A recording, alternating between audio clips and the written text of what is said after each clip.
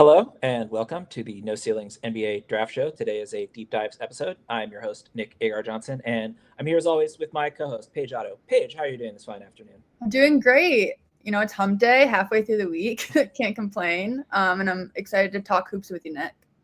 Yeah, a little bit of housekeeping. This episode we're recording on Wednesday as opposed to releasing on Wednesday because one of us had an internet outage at our home. Not to name names, but it was me. Anyway, but we did what we could. We readjusted. We're recording a little bit late, but we'll get it out there today for all of you. And we're going to do our new typical deep dives format. So we're covering two prospects today, and unlike the previous three episodes, we've actually picked players who play the same position, which we haven't done yet. So today we're doing two guards, and we're actually doing two undersized point guards. And the funny part to me is that we're covering two undersized point guards. That's about where the comparisons to their games end, is just, hey, they're point guards and they're small. But we're starting today with the player I picked, John Mobley Jr., John Mobley of Ohio State. And the case for John Mobley, honestly, on both sides, is pretty simple to make. He's one of the best shooters in college basketball, and he's not just an off-ball catch and shoot type. He's creating his own looks off the dribble. He can space from well deep. He's got parking lot range, and the flip side is he's a 6'1" guard who. Not only is he a 6'1" guard, he's a 6'1" guard who isn't, this crazy point of attack event causer type. So given that this is my player and I've, given a little bit of the rundown, Paige, I'm curious for your thoughts. Where are you at on John Mobley? Yeah, I think I agree with everything you say. He's a lethal shooter, definitely has legit NBA range. The one question I have with him is, what else can he do when he's forced off the perimeter? Obviously very small sample size. Ohio State has only played 3 games this season, but his playmaking has definitely improved in a sense from last year, and his ability to get to the rim as well. We already know he shot like 38% from 3-point range, but his free throw percentage, he shot 88% last year and over 90% this year. I mean, there's no question when you look at him that he can shoot the lights out of the ball, right? But he's not very heavy in the pick and roll either. Obviously, that he plays with Bruce Thornton, which I got to see him about 2 years ago when Ohio State played Michigan at Chrysler Center.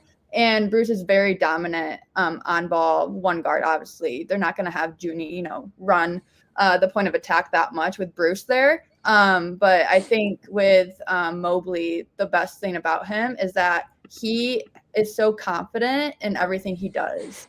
And that is so prevalent in all of his game. Obviously, the playmaking isn't where we want it to be. His at-rim finishing certainly isn't where we want it to be either.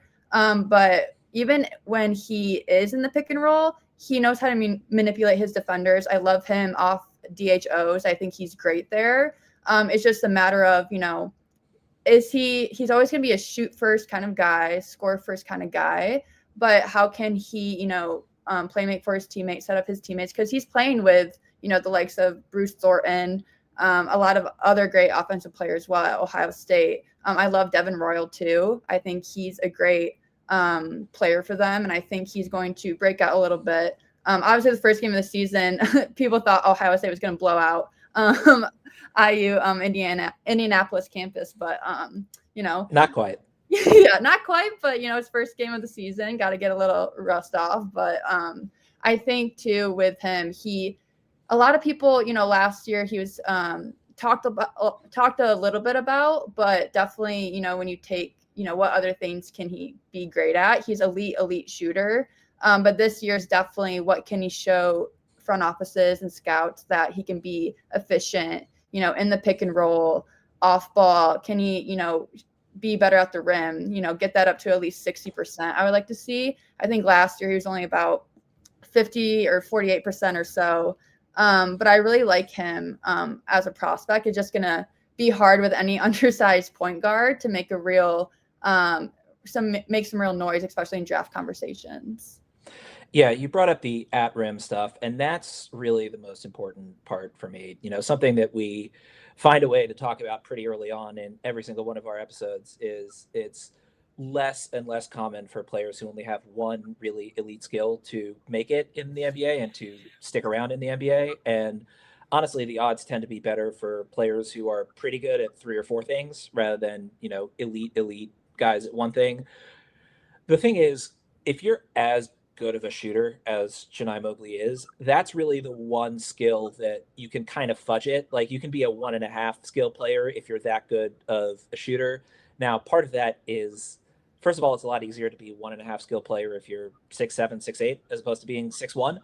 But the most important part in my mind, which is what you already brought up, is the at rim stuff. And the finishing numbers, not great, as you brought up. I mean, 49% around the rim is not going to get it done. But it's not just that he's not the best finisher. It's also, I mean, last year he was, so this is per synergy, last year he was in the 6th percentile in Yeah. terms of frequency of at rim finishes. And that's almost more concerning than the low numbers because, as you mentioned, he's like an almost 90% free throw shooter. If he can get to the line with a decent amount of frequency, then, finishing, I mean, you want him to finish better than 49%, right? But like if he gets from bad at the rim to, below average, right? Like if he gets to, 52, 53, but he's getting to the line a decent amount and he's, taking those attempts and he's opening up defenses by attacking the rim, that's going to be a big part of the puzzle because, we touched on some of the defense stuff already, but like it's an uphill climb for players his size, period. It's more of an uphill climb when you're not like, I always lean on King's examples because there's the NBA team that I watch the most, but there's a big difference between a Davion Mitchell and a Lou Williams, right? And John Mobley is much closer to Lou Williams than he is to Davion Mitchell, which makes it all the more important that basically every part of the offensive game has to be flawless. And I'm really glad you brought up the point about his playmaking because he's been trying more ambitious things in the early part of the season for Ohio State. And early results have been good, in my opinion, anyway. I mean, he's had a few more turnovers, but again, that's what you expect when you're trying things more. And there's only so much you're going to have the ball in your hands when you're playing alongside Bruce Thornton. So that's, part of it, as you already brought up. But really for me, it's just he's got to get better at the at rim stuff because everything else works. I mean, he's got a really good runner. He's not elite, but he's good, shooting off the dribble. He's, again, he is an elite catch and shoot guy. I mean, 87th percentile. And that's very helpful when you're a point guard sized player who, I'm more confident, I think, in his, just purely point guard abilities than you are. But even still, he does need to be exemplary at that. And it's good that he's trying more things early this year, and some of them haven't worked, but more of them have worked than not. So that's an encouraging sign. But again, I mean, the offensive profile has to be pretty spotless for it to work for him. And we're seeing with Rob Dillingham, we're seeing with Reed Shepherd that I mean, Reed is a different calculus because he's a much better defender, even though he hasn't looked quite as good at the NBA level as he looked in college. But even still, he has that to lean on in a way that Chennai Mobley doesn't. I guess the reason that I picked Chennai Mobley more than anything else is he's such a spectacular shooter that it's hard for me to think that it won't work out at all. But I have to admit that normally guards that I'm interested in as draft prospects, they have to at least have some degree of rim finishing for me to really buy in. I mean, this is a different conversation, but the reason that I was more skeptical, I can speak English. The reason I was more skeptical of Jabari Smith Jr. than many was his at rim finishing numbers were really bad. And in his first couple of years, and he's turned it around, obviously, and nobody ever doubted the defense with him. But when his shot wasn't going in his first year and a half in the NBA, it looked rough on offense. And that's a 6'10" big man, right? It's a different math entirely when you're talking about a guy who, at the very least, you'll want to have the ball in his hands a decent chunk of the time. Whether he's a pure point guard or a combo guard is up for debate, but he'll need to be really good at all of the combo guard stuff for it to work because he's always going to be giving up points on defense. Yeah, and I'm glad you brought up Reed Shepherd because obviously his production on the offensive end hasn't been up to standards that we kind of thought it would be in his second year. But the reason why he's getting minutes on the court too is because his defense makes up for it. So with Mobley Jr. He doesn't have that to lean on. So what other, if his shot isn't falling, how else is he going to make an impact on the court, right? We kind of know him in this microwave scorer kind of role, 1-2 guard role.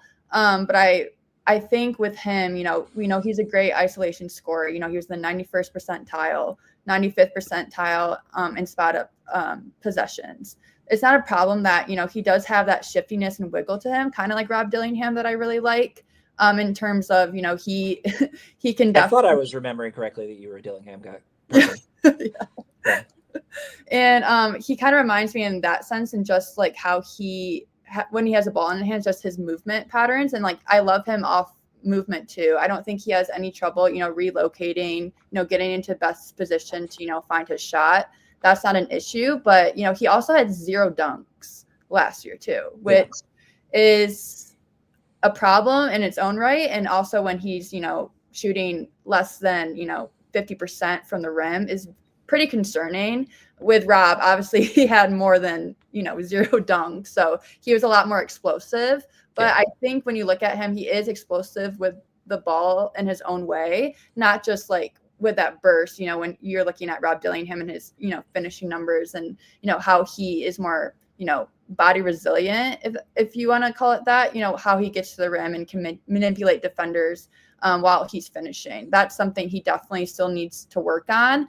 And, with him too, I think when you look at in terms of like raising his draft stock, I really need him to improve his pick and roll usage.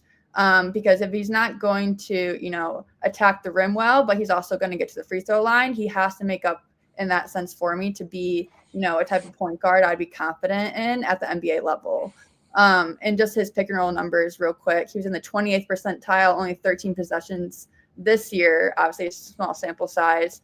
56% percentile, 103 possessions last year, shot 39% out of the pick and roll as a ball handler. That definitely needs to, be brought up. And obviously we're going to talk about Donovan Dent, which that's no issue for him. They're complete opposite in that sense. But I think the two big things for me in terms of me really, locking in on him as a guy I can trust in that role, especially with him being undersized, is, more pick and roll efficiency, at the rim efficiency, and, just showing me a little bit more on the defensive end of the ball. Yeah, so the defensive end stuff, I mean, it's important. I'm less worried about it is not the right way of putting it. I'm more just sort of surrendering on that aspect of it, which is not the right way of putting it, but it's, the idea being, given that he's not this crazy on ball guy like Reed Shepherd was, it's just hard for me to see an outcome where he ends up being a defensive contributor. Like, maybe he gets to the point where this is something that I think about a lot with these kind of, on ball types, is there's a big difference between below average and bad. And I think a lot of that is just effort, honestly. And so with Mobley, I think he can get to the below average point, but it would, it's a whole lot of hope to think that he's going to get to the point where he's a, plus defender given his size. So I'm more sort of drilling in again on the offensive side stuff. And you brought up a couple of really key points, which I want to circle back to. The biggest one being, talking about his movement shooting. And this is something that is kind of difficult to articulate, but I think that the conversation around shooting tends to be too general. And this is something that we've talked about in the past, but the idea of, and these are names that I bring up all the time because they're my go-to examples for this, but like Troy Daniels and Ryan Anderson were really, really good shooters. But Ryan Anderson in particular, he's not shooting off movement, right? He's long since retired, but the concept of that, there's a big, big difference between, okay, I can kick the ball out to the wing, and if you're between 23 and 25 feet away and you catch the ball, right at chest level, then we can be hopeful that you're going to make a good shot. And if you have to do any kind of running around screens, if you have to do any kind of dribbling, any of that.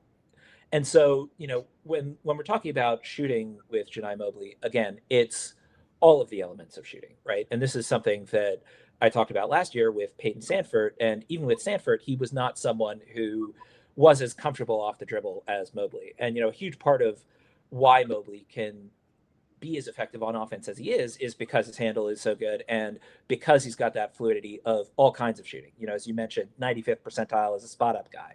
He's someone who runs around screens with, good frequency. He's someone who can shoot trail threes in transition, right? He's someone who it's not just, oh, he's a good shooter because he's shooting, 38% for 3-point range. It's the combination of all of it, right? It's the high volume 3-point shooting. It's the various different kinds of shots that he's taking. It's the fact that, something that is a problem for on-ball guys that's less of a problem for off-ball guys is he's got that mid-range game too. And, this is something that many, many years ago at this point, I talked about with both Tyler Metcalf and Tyler Rucker when in terms of Jaden Ivey, of that was a concern I had of if he gets forced off the 3-point line and he can't quite get all the way to the rim, what does he do? That's not a Janai Mobley problem, right? The problems with him are, and we've covered them in pretty significant detail at this point, but the problems are the at-rim stuff and the pick and roll running. And given how much more he's shown as a passer this year, even with the relatively limited pick and roll reps, that's something that appears to be trending in the right direction. The at-rim finishing is not. And again, tiny sample size. We're 3 games into the season, right? But this is why I think I'm the high person in the No Ceilings crew on Boogie Fland, is maybe I'm more willing to excuse that than some when it comes to these guards who can create a ton of things for others, right? It was more of a concern for me with Jabari Smith Jr. because, hey, this is a big, right? If he's around the rim, he should be able to finish better than 45% or whatever his college finishing numbers were. They weren't great. But the flip side of that is Jabari Smith Jr. has always been an excellent defender who's incredibly switchable, mobile, 6'10" dude. So, he had that to fall back on. With Mobley, it's not just that he has to get the pick and roll stuff better and he also has to finish. It's that he has to do both, right? It's that he can't really pick one or the other because, and this gets back to the defensive side of things, the best hope for him is that he reaches the below average defender level. And I think he can get there. I mean, he moves pretty well. He has decent awareness of where he's supposed to be, but he's just not someone who, again, if you're a Davion Mitchell, right, then you can make up for height mismatches by being just this relentless on-ball defender. And Janai Mobley doesn't have that. So because of that, the offensive stuff has to be pretty much perfect. And the areas that we've pointed out, I mean, I'm more concerned about the at rim stuff just because I think his ultimate NBA role would be, as you mentioned, that microwave guy off the bench, where it's important to make, the primary reads and the secondary reads. Being the crazy playmaker isn't quite as big of a deal, but the at rim finishing stuff is what really gets me because, again, as you mentioned, what is he going to do if he's forced off the 3-point line? And if the answer is, off the dribble mid-range shot, just because I'm more comfortable with his game in that area than some guards doesn't mean that I'm comfortable enough in saying, yeah, I'm pretty confident that an NBA team is just going to let Janai Mobley put up whatever shots he wants, right? That's not the level of rule we're talking about unless he turns from, elite shooter on a ton of attempts per game to 43% on Steph Curry volume, right? You have to, the bar is going to be so high for him to be more than an off the bench microwave scorer. And so if he is that type, again, I'm not as worried about the pick and roll stuff, but the at rim finishing is a problem. And it's a problem for Boogie too, but maybe I'm just not as concerned about it as I should be, which is why I'm higher on both of these guys than much of the No Ceilings crew. Yeah. And with him too, I think when you look at, we've talked about basically all of his aspects of his game pretty in depth already, but his steal rate is only 1.32. Yeah. And for an undersized guard, you want that to be significantly higher. I would like to see at least 1 or 2 steals, per 3 games at least, as a good starting point, because he is quick, he is a good athlete, he is bursty and has that shiftiness to him that, if you're an undersized guard and, your main skill is, your elite shooter, that's definitely a quality trait that kind of goes hand in hand with that, just because of, the awareness and mindset and confidence with that too. But since he isn't really looking for that, and he's not, looking to get steals, he's looking to shoot and to get out. And I will say, like, the first couple games of the season, he did have some really good looks of setting up his teammates in transition that I did like. And he had a really great pass to Bruce under the basket with one hand, which I thought was a good read that I didn't really see a lot from him last year. So it looks like he is trying to improve that and show off his playmaking vision. But the steal rate is also a concern of mine too, just because, that's another inch of his game that, is kind of a con, right? So I think, if he continues to improve that, his pick and roll usage, obviously his at the rim finishing is like my most concern trait of his. I think we're going to see a lot more people talk about him as the year goes on, but definitely the next game, the first 3 games of the season were basically cupcakes, right? But they play Notre Dame on Sunday. So I think that will obviously be like the first test for him too this year. All right. Shall we move on to Donovan Dent? Yeah, let's do it. All right. So your pick for this week was UCLA's Donovan Dent, formerly New Mexico's Donovan Dent. And yeah, I mean, it's funny because, again, this is the first time we've picked players who play the same position, and yet the case for both of them is radically different. So what led you to Donovan Dent for this week's episode? Yeah, so about 2 or 3 years ago, I had the chance to watch Donovan Dent and Jerry McCain. And for those that don't know, they played on the same high school team out of California at Centennial. And it was at one of the holiday classic tournaments. I forget. It was in 2022, I believe. Yeah. He was by far the best player on the court. I mean, everyone in the gym was talking about him. Even at a high school level, his leadership skills, the confidence he had, the poise and calmness he displayed was such apparent even as a high schooler. And that's only translated more to the college level. He was the 2025 Mountain West Player of the Year. Arguably the best playmaker in the country. I definitely think he is the best orchestrator. Obviously, with this year at UCLA, he's going to be more in the national spotlight and has a lot more better offensive players to play around him. Obviously, Trent Perry, Sky Clark, huge backcourt for him. Obviously, he's taken the reins for Mick Cronin. But with him, he also is an undersized guard. He is about 10 pounds less than John Mobley. He's 6'2", 175. That I don't – on film, he doesn't look 6'2". I think he's a little bit shorter, but he definitely makes up for it in his play. So with him, kind of the opposite as Mobley. He's a huge pick and roll guy. About 50% of his possessions are in the pick and roll. With him, it's another, complete opposite. His shot is a huge question. He only shot, let me see here. I'm just going to read off some numbers. Last year he shot, last year he shot 40% from 3 on only 1.9 attempts per game. Off twos, 50%. Assists 6.4 with 1.4 steals.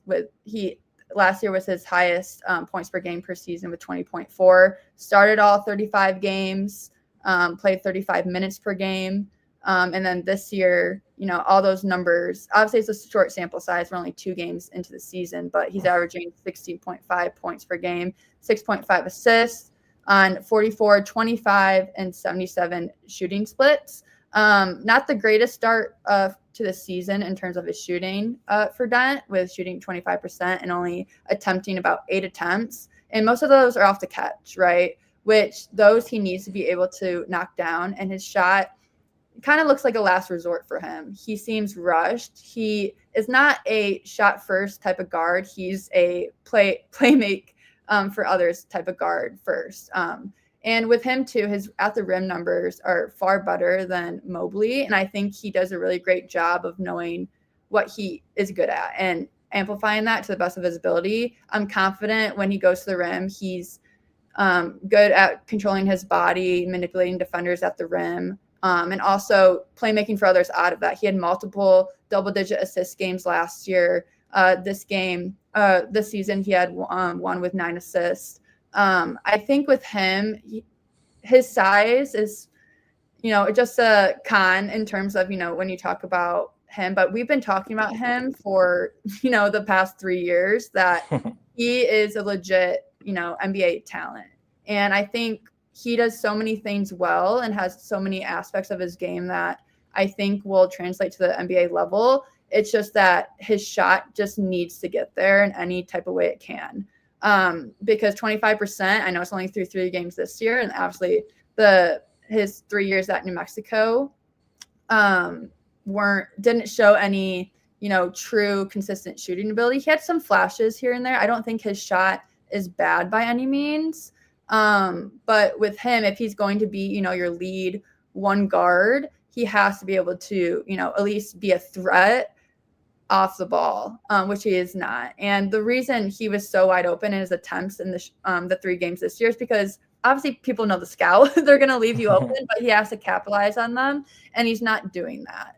So, and the same thing with last year. He wasn't really doing that either, but his at the rim numbers were pretty impressive. And he also had at least 1 dunk on the season. I believe he had he had 11 dunks on the season. I do think, he's not the shiftiest guy. He's not the burstiest guy, but he's a very, very smart player. And I think that goes a long way in terms of, him being 6'2". He's a little bit on the lighter side for a point guard in this day and age, but his ability to manipulate the pick and roll, his patience is something that I think can't be taught in terms of, these younger guys. He's going to be almost 23 years old on draft night. So a little bit on the older side, but he plays like a veteran, day in and day out. And he's been playing like that since his freshman year.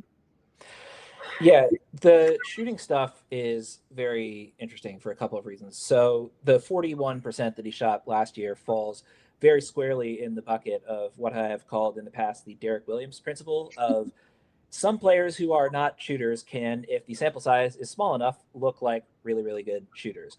The flip side is, as you mentioned, the shot looks fine, but I think more, this goes back into one of my other sort of things that I lean on of, he's a 78% free throw shooter 78% last year, 77% this year, but that's, he got to the line 6.5 times a game last year. And it's hard to understate how huge that is for a guard of his archetype to just be that consistently relentless in terms of the rim pressure of like, again, it's part of the deal with Mobley of, yeah, okay, you shoot 88, 90%, but if you're only shooting 2 a game, that's not quite as helpful. I mean, you mentioned the wide open thing, right? Like, yeah, that's the scout. And, going back to my Kings bag for a minute, the year that Rajon Rondo was a member of the Sacramento Kings, he shot 37% from 3-point range. And there were some people who were like, oh, is Rajon Rondo turning into a shooter? No, he was left wide open 2 times a game,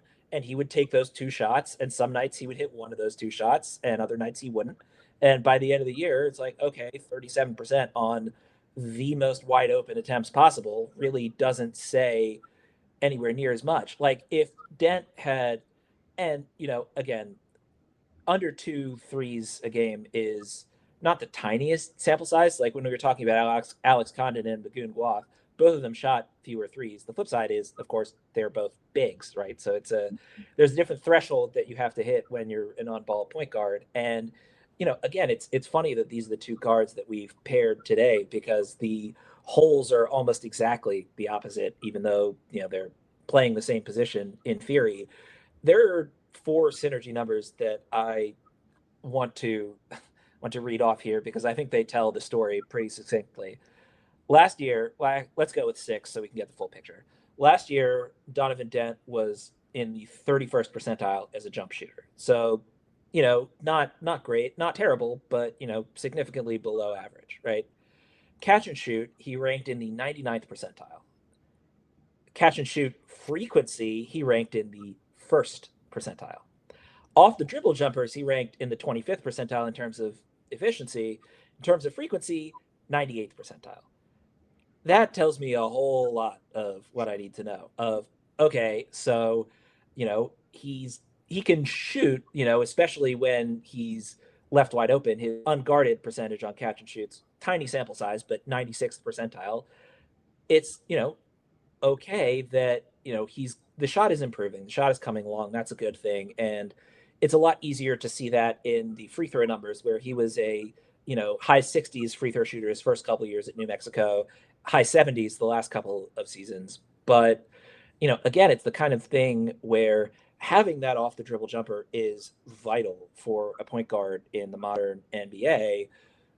But the frequency from 3 point range just has to go up. And, he's taken 4 so far in the young season, despite the fact that he, has averaging 12, he's taken 25 shots on the year, and 4 of them have been from 3 point range.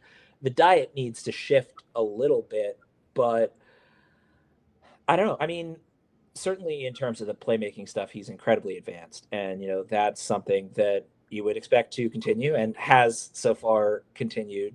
But again, with the shooting stuff, it's like I think he's both a better and a worse shooter than the numbers would say. And that makes absolutely no sense. But to clarify what I was attempting to say there, it's like some of the stuff that he does, particularly from a standstill, is he's good at the standstill threes. And it's important that he can take the off the dribble jumpers and hit those sometimes. But with this is one of the toughest calculuses there is in my mind in terms of prospect evaluation is how much of what this guy does at the pre NBA level is going to be asked from him at the next level. And especially with, point guard initiator types, whatever size they may be, whatever defensive position they might play, initiator types. It's like, okay, if you're really good at getting yourself open for, mid-range jumpers off the dribble that are entirely self-created, you know, NBA teams are not asking players outside of their superstars to create shots for themselves in the mid range. So it's like, that's a helpful skill to have when you're forced into a situation. It's the conversation we had with Mobley, but in reverse, right? It's like if a team is leaving you wide open at the 3 point line, what are you doing? And with Dent, a lot of that is just going to have to be increasing the volume, right? And it's like I would feel much better about his shot going forward if the end of the year number was 32% from 3 point range on 4 attempts per game rather than what it was last year, which was 41% on less than 2 attempts per game, right? Like that's sort of, he needs to show, and it's funny because you mentioned the confidence thing, certainly that never has appeared to be an issue for him, but the shooting frequency is something where, I mean, look, he's really, really good inside the arc, and that's going to be presumably where he does the majority of his scoring at the NBA level as well. But, again, it's a matter of how teams are going to defend him. And as you mentioned, they knew the scout. They left him wide open, and he didn't make them pay for it. And he's going to need to if he's going to be able to let the rest of his game sing. Yeah. And I think another problem with him too is that he doesn't really have a pull-up game either. So like that's also like because he's so ball dominant, he has to, it's either his opponents are like, okay, if we, get him off the perimeter, he's going to try to go to the basket or he's going to try to set up his teammates. If he's, left on the perimeter, he's certainly not going to shoot.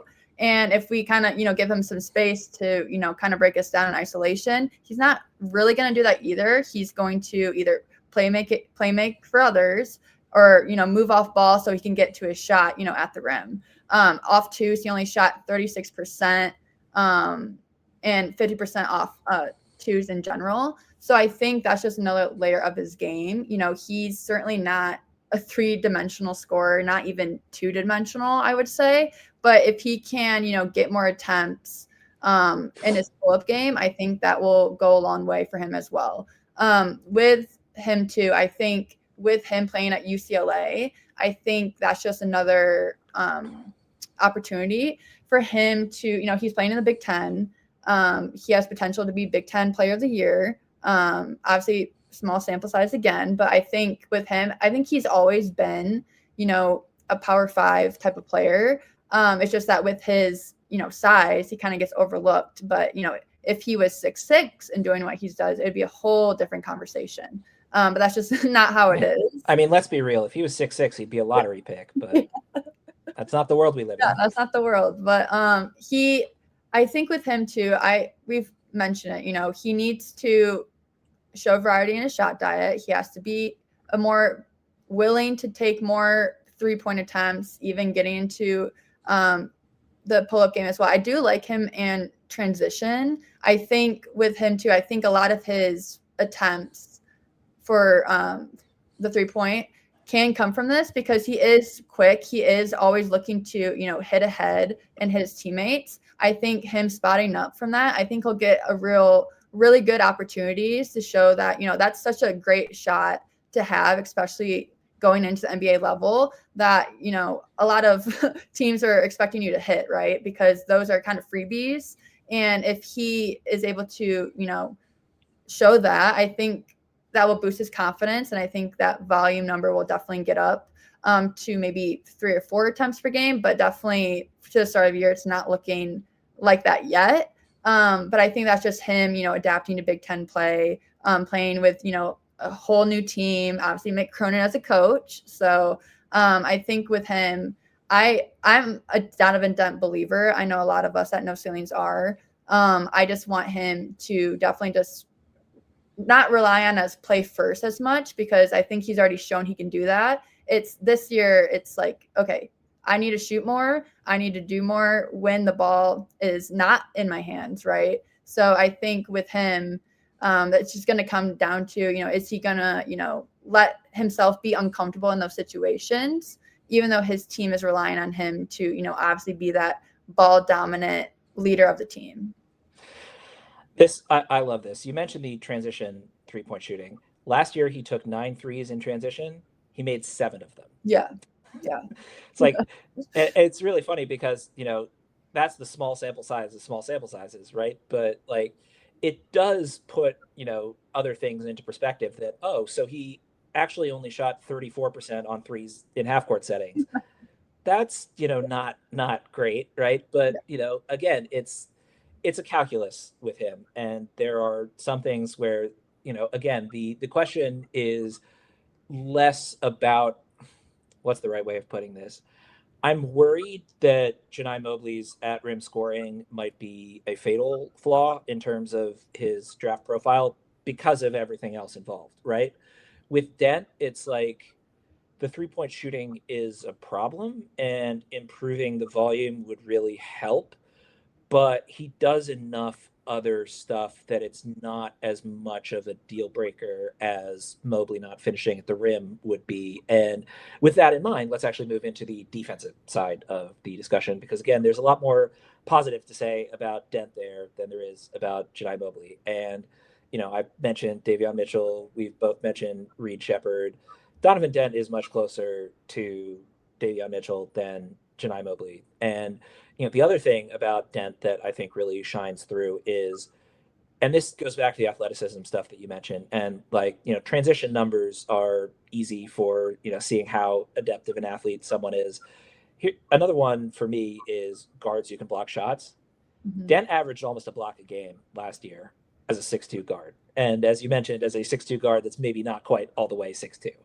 And, that's a really strong sign of athleticism, of, being a guard who's blocking that many shots. To me, that says, okay, guys are challenging you because they think you're too small, and you're emphatically showing them that you're not too small to get up there and change their shot. So, that's a really nice indicator. That's, obviously sort of the basic box score stuff. I mean, looking at the film as well, it's something where you mentioned the confidence. He's clearly quite confident in his defense as well. He's clearly quite confident that he can be that guy at the point of attack. And, the turnover generation is a part of that, but it's not the whole story, right? There has to be, and this is something that's also interesting to look at, of it's a really positive sign when someone who's a 20-point a game scorer at the college level is also putting in the defensive effort that he is.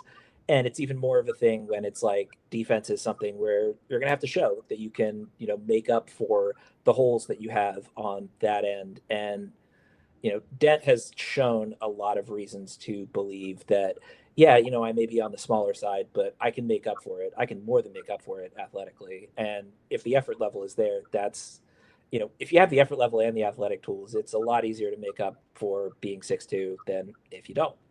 Yeah, and that's so encouraging too, especially with, he knows he's good at a lot of things, right? And he knows he's a leader on every team he's basically played for, right? And he knows he's so highly, relied on that, if he's not up to a certain standard, the whole team kind of, falls apart, right?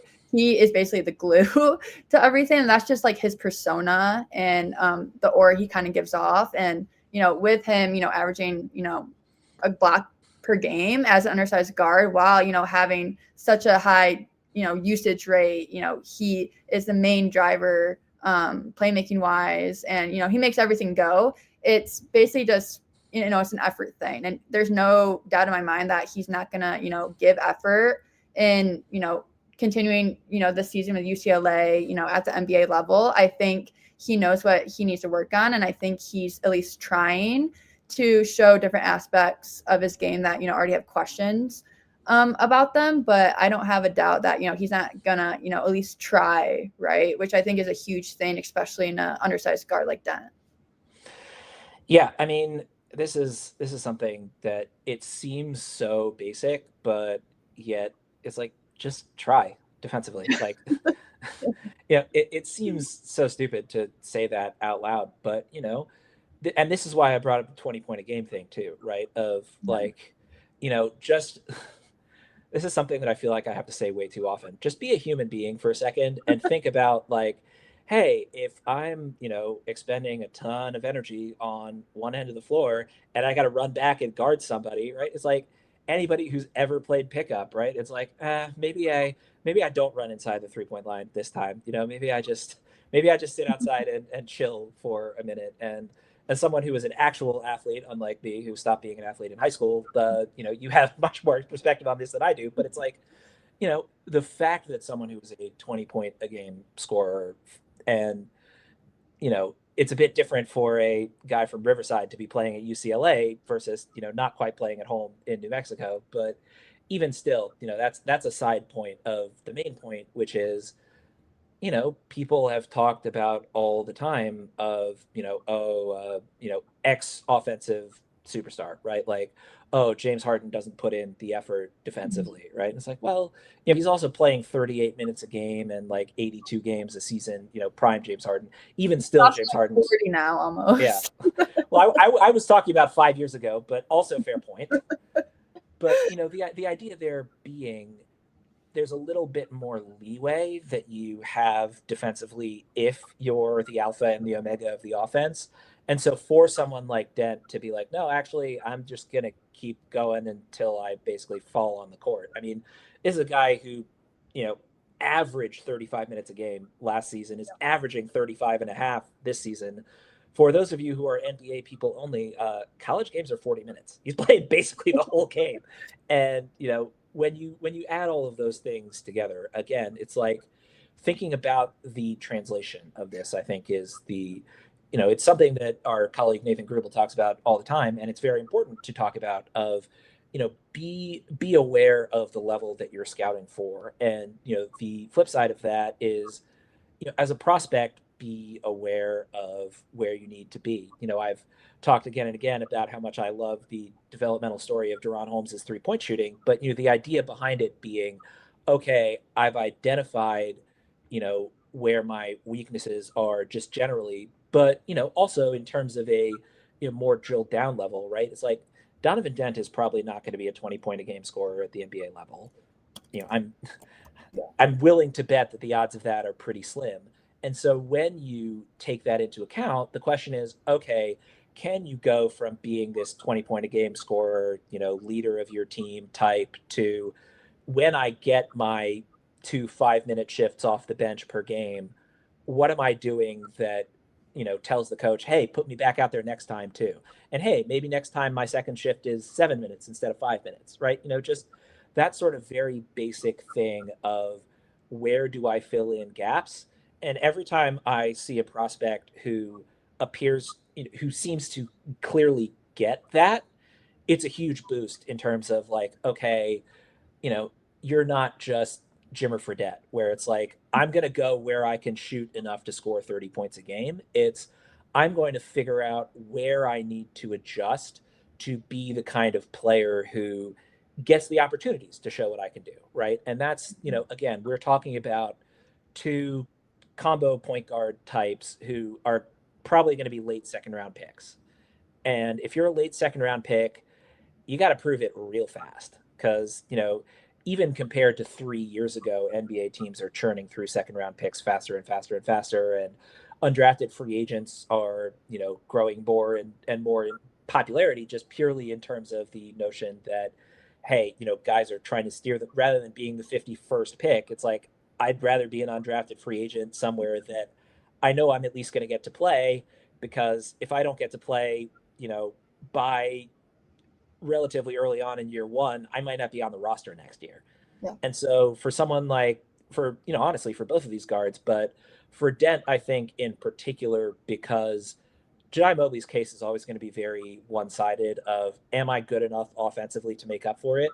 With Dent, because he's got those defensive tools, I think it's even more important that, he sort of takes this year as a showcase of, hey, I'm still that guy. Like it doesn't, whether I'm scoring 20 points a game or 3 points a game, I'm still going to be that guy defensively. That's a stronger case than just, okay, I've gotten to the point where I'm the man, so I don't really need to try defensively. And it's not that John Mobley doesn't try, to be entirely clear. It's just, it's, again, there's a difference between 6'1" and uber athlete like Dent versus 6'1" and solid. I mean, certainly he's much better laterally. Really, I think with Mobley, it's more just verticality problem than anything else. But even still, that's something he has to make up for, and I'm optimistic about it because he's just such a spectacular shooter. But, again, with Dent, it's a different case, right? It's not just I'm going to come off the bench and be an elite microwave scorer. It's there are a few different things that I can do. And so, whatever team I end up on might want different things from me, but I can at least accomplish all of those things. Yeah. And I think with Dent too, just to close this out, is that, you mentioned he's only not playing 5 minutes per game while, having a 35% assist rate. And he was like the top three in points produced at the college level. And that just shows the type of, player he is that, he doesn't even look gassed, honestly. Like he is giving 100% effort, which is, it's so easy to be like, oh, like, all, you look at all his numbers, oh, like he does so many things. That's so hard to do. Like I couldn't even imagine, that type of effort, day in and day in out. And with him too, he doesn't have as much to prove than I think Mobley does. I think he obviously, he's a senior, Mobley's a sophomore, right?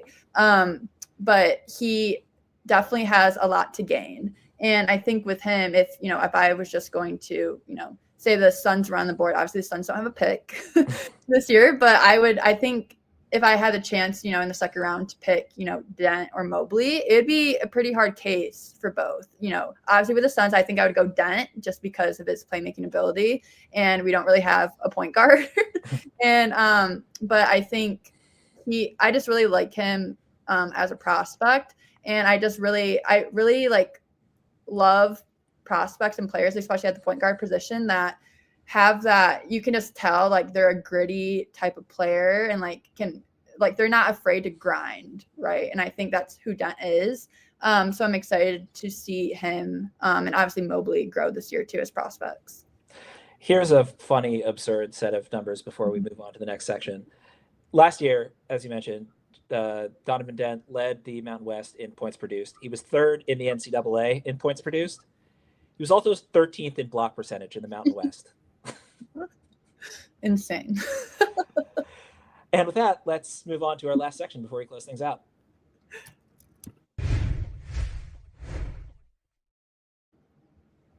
Okay, just a couple of quick hits before we wrap things up. And this is actually a benefit for you, the listener, because of my internet outage yesterday. We're recording after a much better slate of games than we would have been yesterday. So there was quite a lot of fun around the college basketball world last night. Paige, what were your highlights from last night's games?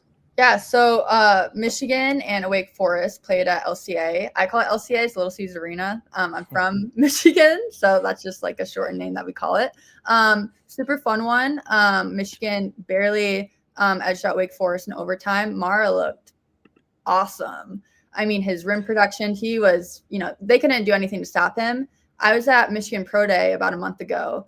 I still have questions about, his hands and, the reliability of him underneath the basket, not as much as like a play finisher or lob threat, but he definitely showed a lot of potential in those areas last night, especially in the ACC Challenge, which I don't really know why they do it so early. I mean, it's like the third game of the season. I would like, a little bit more momentum leading up to it. But I was very happy with his play.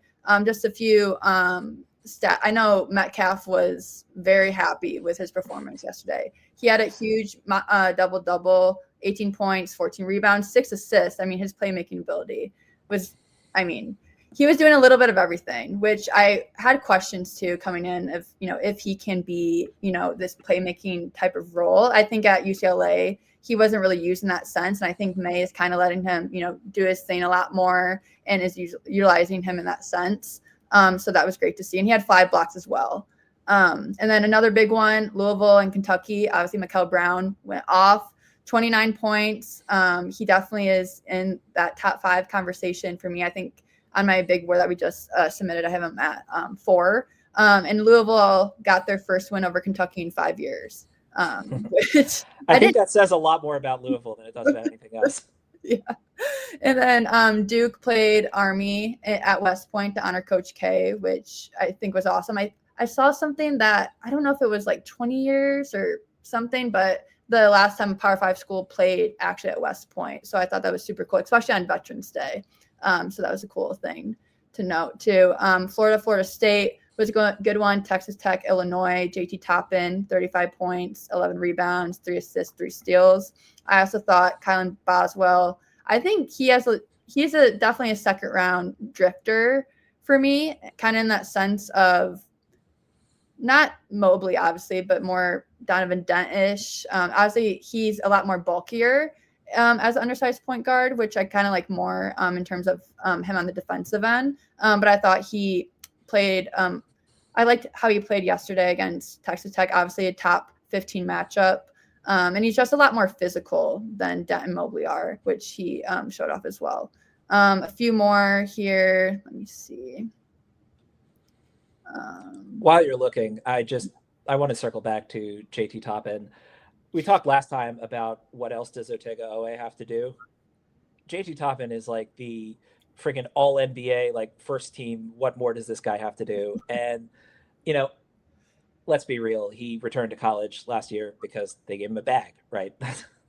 And I have stated many times, and I will state many times again, that I am overjoyed that the NCAA criminal racket is no longer preventing players from actually being paid for their, image and license and talent. But, that aside, I mean, for the difficulty of second round evaluations that it causes of, if I'm not a first round pick, I'm going back to school. Like with JT Toppin, again, it's like he proved everything he needed to prove last year. And now he's just sort of, on a victory lap getting, $4 million or whatever it was from Texas Tech. But yeah, I mean, I've had him hovering first round, second round range for like 3 straight years now. And we're probably going to be in for yet another year of, okay, yeah, he's an undersized center, but man, does he rebound the hell out of the ball. And it's just, man, is he an absolute athletic talent, and man, is he just demolishing everybody for yet another year. So shout out to you, JT Toppin. Shout out to you for getting it back from Texas Tech to be once again the destroyer of college basketball. Yeah, I mean he's so fun to watch, and it seems like he's been in college forever, and it's kind of like, when am I gonna like turn on my TV and like he's in like an NBA jersey? Obviously this year he will be, but it's a long time coming for sure. And just as we're talking about Texas Tech, Christian Anderson, he didn't shoot very well, but he is just a presence and so efficient as a pick and roll creator, especially for Toppin and Lawan Watts. And that's another guy that we love at No Ceilings. Obviously not the best performance for him, but to wrap things up, definitely a lot of great games yesterday. Obviously, Cam Boozer had a nice game against Army as well. All right, so that is going to do it for us today. Thank you all so much for tuning in. If you've been enjoying the show, please take the time to leave a rating and or a review wherever you get your podcast. That's always much appreciated on our end. You can find Paige on social media at Paige Otto _. You can find me on Blue Sky at NBA Johnson. You can find No Ceilings at No Ceilings NBA, No Ceilings TV on YouTube, basically just No Ceilings NBA, wherever you get your social media. And if you've been enjoying the deep dives portion of the show, feel free to reach out to us. You can reach out to me either via Blue Sky or email, nickaj.nba@gmail.com. And as always, thanks so much for listening.